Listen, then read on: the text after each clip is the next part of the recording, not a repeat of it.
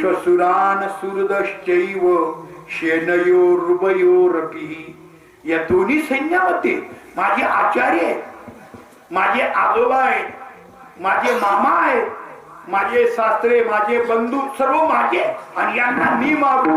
जो खंबीर अति दुर्धर कठीण असलेला अर्जुन एका क्षणामध्ये मोहामध्ये पडला. तो त्याचेच उद्गार मग तो म्हणतो, देवा शीदंती मम गात्राणि मुखंच परिशुष्यति वेपतुश्च शरीरे मे रोमहर्षश्च जायते गांडीवम स्रंसते हस्ता त्वचैव परिदयी. तो म्हणला, मी आता युद्ध करायला समर्थ नाही, माझ्या हातातून गांडीव धनुष्य निष्ठून पडतंय, माझं तोंड कोरडं होतंय, अंगाचा दाह होतोय, कंप सुटतोय, मी युद्ध करीत यांना मारित नाही. का? अर्जुन पुढे म्हणतोय, अपित्रैलोक्य राज्यस्य येतो किंवा मही कृते. मला तिन्ही लोकातलं राज्य मिळालं तरी मी युद्ध करणार नाही या पृथ्वीच्या राज्याकरता.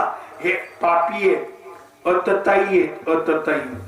नियत्य धार्तराष्ट्रान्न का प्रीतिशात जनार्दन पापमेवाश्रयो दस्मान हत्वैताना तताईना. हे अतताई आहेत, यांना मारलं तर वर्णसंकर होईल, एवढं मी पाप करू, बस मी युद्ध करीत नाही. धनुष्य घेतलं, बाजूला ठेवलं, रडत बसला. पहिला अध्याय संपला गीतेचा. गीतेचा पहिला अध्याय पूर्ण झाला बर का. भगवंताने दुसरी अध्याय थोडं तोंड उघडवलं. काही काही म्हणतील कसा बसत गोमनची आम्ही आई काय कशा करता लावून दिलं. अरे हेच आपल्याला ऐकायचं आणि हेच बरोबर येणार आहे.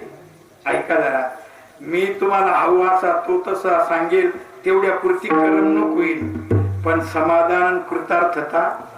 ऐका जरा, हे शब्द कानावर गेलेत ना तरी सुद्धा आपला उद्धार झाल्याशिवाय राहणार नाही. ही अक्षरे नवती देखा आणि ब्रह्म साम्राज्य दीपिका. हे अक्षर नाही म्हणे, काय नीट लक्ष करू. ऐका, कानावर तर निस्ती मिळवणी करतो, पुढे पुन्हा आणखीन येतो. मग मी दुसऱ्या अध्यायामध्ये तोंड उघडवलं. कुतस्त्वा कशमलमिदम विषयमे समुपस्थितम अनार्य दुष्टम स्वर्गीय कीर्ती करम. हे अर्जुना, तुला हे अनिष्टकारक अपकीर्तिकारक कुठून कसं निर्माण झालं तू विसरलाच वाटतं. ज्ञानोबाची ओवी आहे, पण भगवंताच्या अनुवादाने, भगवंताच्या भावनेने फार गोड ओवी. तुआ संग्राम हारू जिंकिला निवात कवचाचा ठाव फेडिला पवाडा तुआ केला गंधर्वाची. ऐकतात भगवान म्हणतात, एकेकाली शंकराला जिंकलं, गंधर्वाशी युद्ध करून या कौरवांना सोडवलं. एकेकाली निवांत कवच या राक्षसाचा वध केला.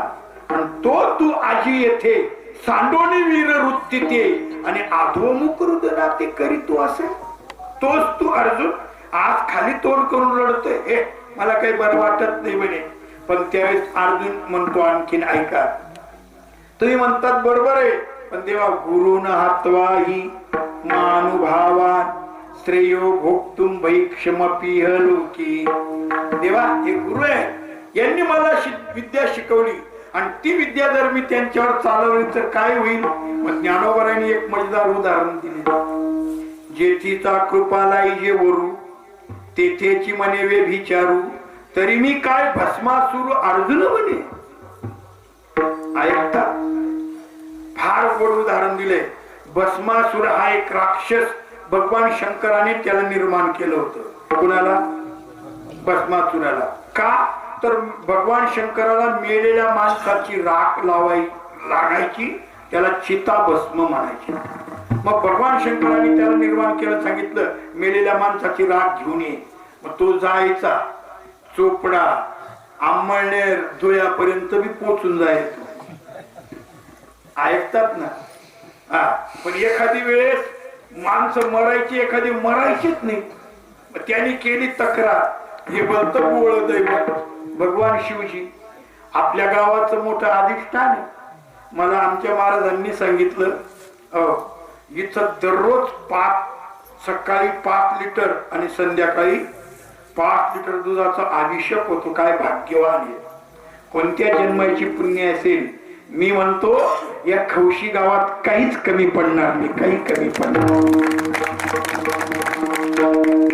खूप मला हे ऐकून तर मी तर महाराष्ट्राचा कानाकोपरा फिरतो, पण महाराष्ट्राच्या बाहेर 4 राज्यांमध्ये बी जातो मी. आंध्र प्रदेश, कर्नाटक, मध्य प्रदेश आणि गुजरात. मी 4ही राज्यांमध्ये सुद्धा आता मोठ्या बरं काय अंतकरणापासून सांगेल, जा आमच्या खवशीला काय सेवा चालू आहे. कृष्णेश्वराची जशी सेवा आहे ना तशी सेवा आहे इथं. मला सांगितलं आमच्या दादांनी, शिवरात्रीच्या दिवशी कपडे काढून कपड्याने जातात, नाही तर एरवी ओलं होऊन जातात, ओलं होऊन जातात.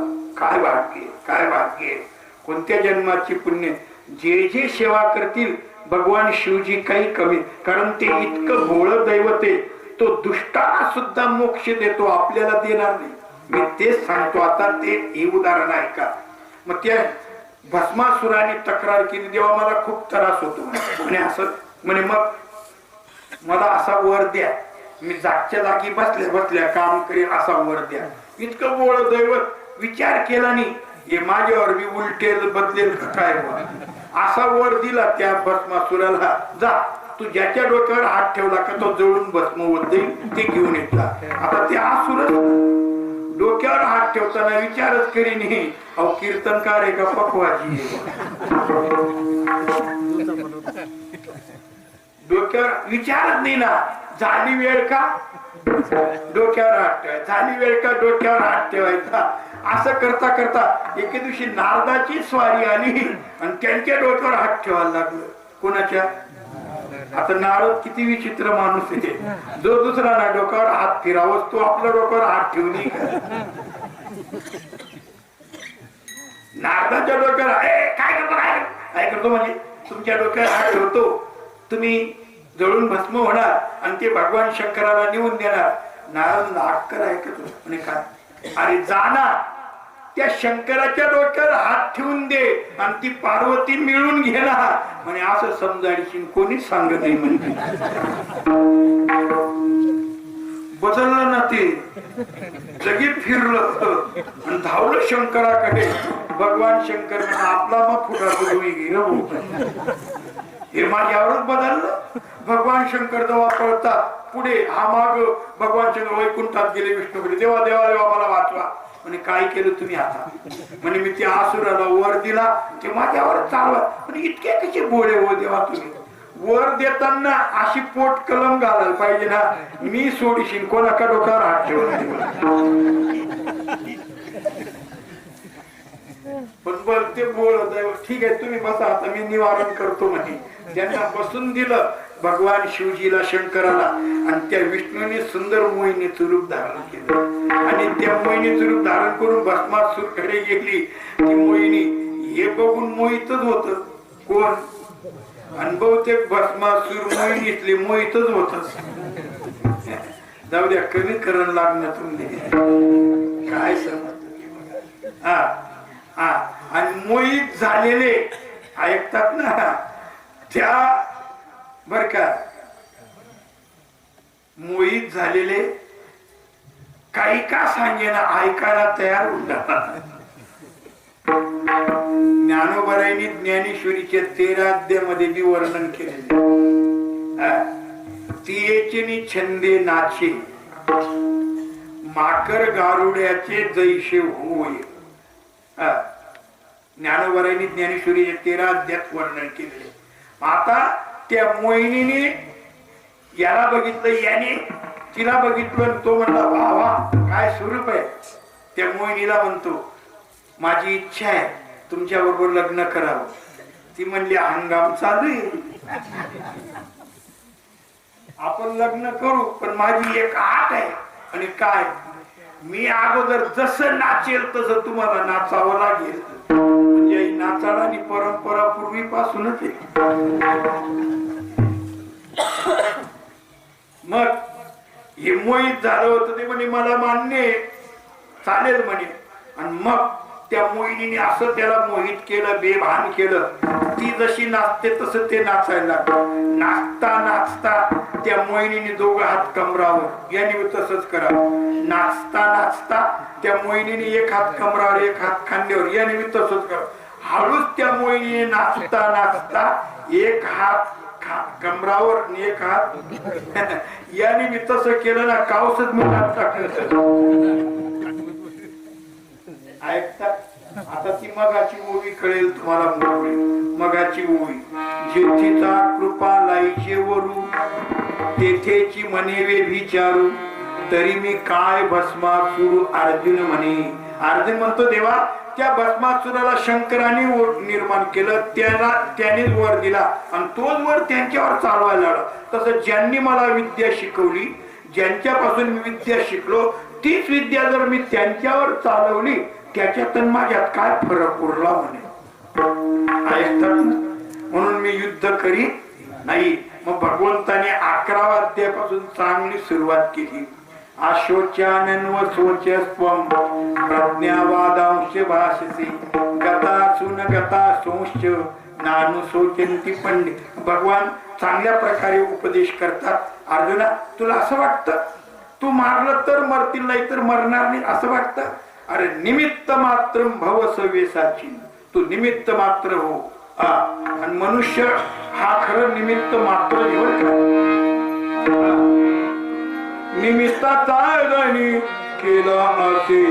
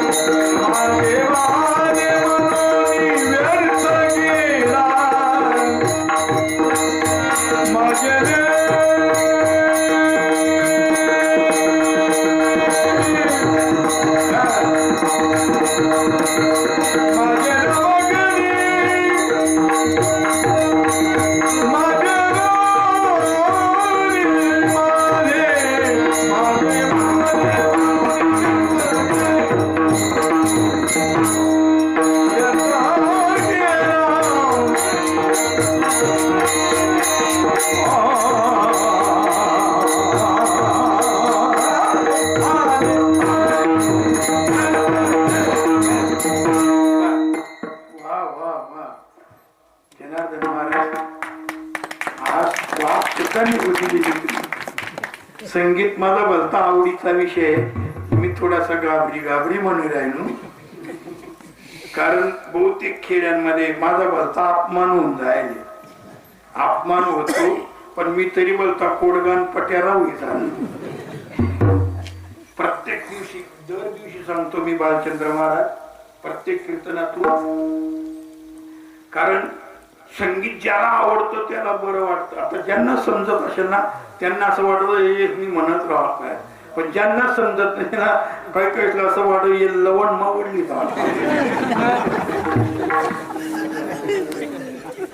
बोलता संताप बऱ्याच ठिकाणी मला कीर्तनातून बरं का सर, कीर्तनातून असं गायन रंगात आलं एकदम हो गोवा असं नको म्हणे रायना माय म्हणतो माया म्हणे माया.